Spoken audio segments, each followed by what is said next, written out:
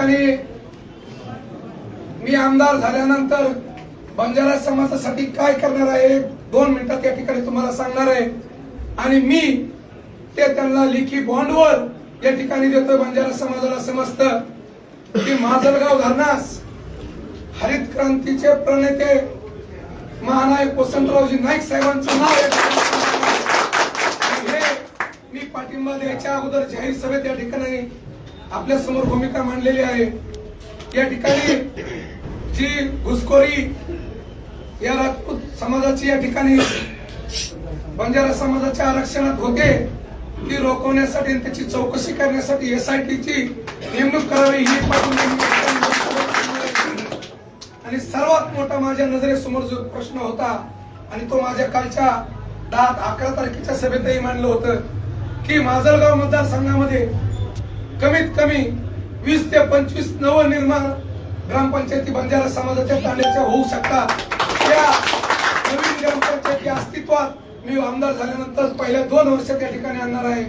त्यानंतर वडवणी शहरात जे रेल्वे स्टेशन होते त्याच्यासाठी जगद्गुरु संत सेवालाल महाराजांचं या रेल्वे स्टेशनवर ज्या पद्धतीने वडवणी बाजार समितीच्या परिसरात या ठिकाणी हरित क्रांतीचे प्रणेते आदरणीय वसंतरावजी नाईक साहेब यांच्या स्मारकाचं नवनिर्माण या ठिकाणी मी या ठिकाणी बाजार समिती वडवणी शहरात करणार आहे। माजलगाव, वडवणी आणि धारूर या तिन्ही तालुक्याच्या ठिकाणी बंजारा समाजासाठी स्पेशल बंजारा भवन उभारणार आहे। बंजारा संस्कृती ही प्राचीन संस्कृती आहे, एक वेगळी ओळख या जगात या बंजारा समाजाच्या संस्कृतीची आहे। ती संस्कृती संवर्धनासाठी माजलगाव येथे आंतरराष्ट्रीय दर्जाचं केंद्र उभारणार आहे।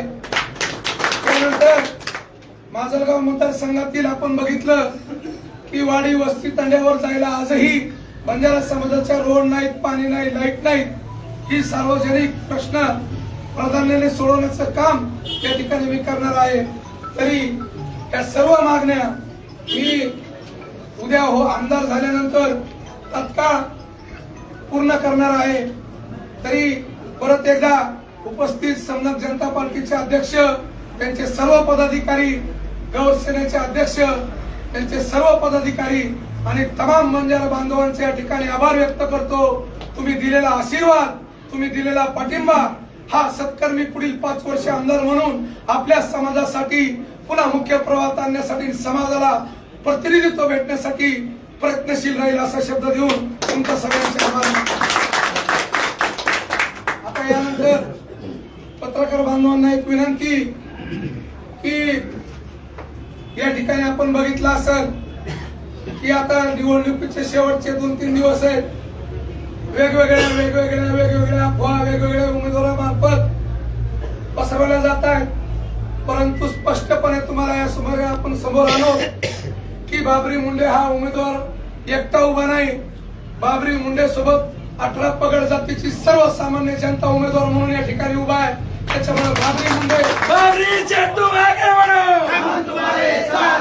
बाबरी मुंडे कुणाला पाठिंबा देणार, बाबरी मुंडे कुणाला सहकार्य करणार, ही भूमिका ह्या अफवा आता बंद करा आणि त्या पद्धतीने तुम्ही पत्रकार बांधव मला सहकार्य करून जनतेपर्यंत माझी भूमिका पाठवा की बाबरी मुंडे हा अपक्ष उमेदवार आहे, बाबरी मुंडे हा सर्वसामान्य जनतेचा उमेदवार आहे आणि बाबरी मुंडे हा फक्त नावाला एकटा उभा असला ती सर्वसामान्य जनतेची ही उमेदवारी। त्याच्यामुळे बाबरी मुंडे एकट्याचे कुणी अफवा अपप्रचार करू नये। बाबरी से तुम आगे बढ़ो, हम तुम्हारे साथ हैं।